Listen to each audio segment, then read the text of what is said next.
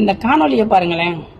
பார்க்கணும் சொல்லிட்டு தான் ஆர்வம் வந்தேன். நான் ரொம்ப பார்க்கவும் முடியல, நான் ரொம்ப ஃபீல் பண்றேன். நான் இந்த வீடியோ பார்த்தா கூட நல்லா இருக்கும். ஏமா கண்ணீர் விடுற? பார்க்க முடியல. அவ்வளோ இல்லம்மா, அவ்வளோ பிடிக்குமா அவரை?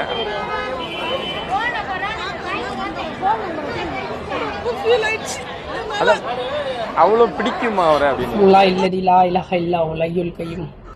இன்னைக்கு சினிமா துறையில் நடிக்கக்கூடிய நடிகர்கள் பின்னால், கூத்தாடிகளின் பின்னால் இஸ்லாமிய சமூகம் போய் நிக்குது. அல்லாஹ் பாதுகாக்கணும்.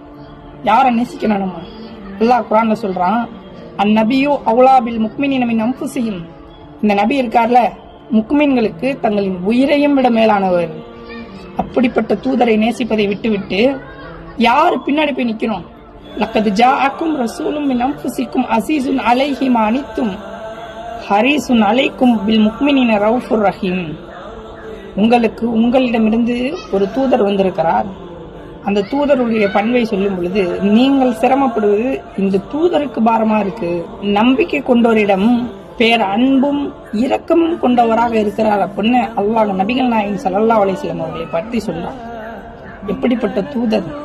இந்த தூதர் சொன்ன செய்தியை கேட்டு பின்பற்றுவதை விட்டுவிட்டு, இந்த தூதரை நேசிப்பதை விட்டுவிட்டு இன்றைக்கு யாரை இஸ்லாமிய சமூகம் நேசித்துக் கொண்டிருக்கிறது பாருங்க.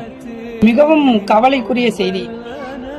இஸ்லாத்திற்காக சகாபாக்களும் சகாபிய பெண்மணிகளும் எவ்வளவு தியாகம் செஞ்சிருக்கிறாங்க தெரியுமா, இஸ்லாத்தை ஏற்றுக்கொள்றதுக்காக.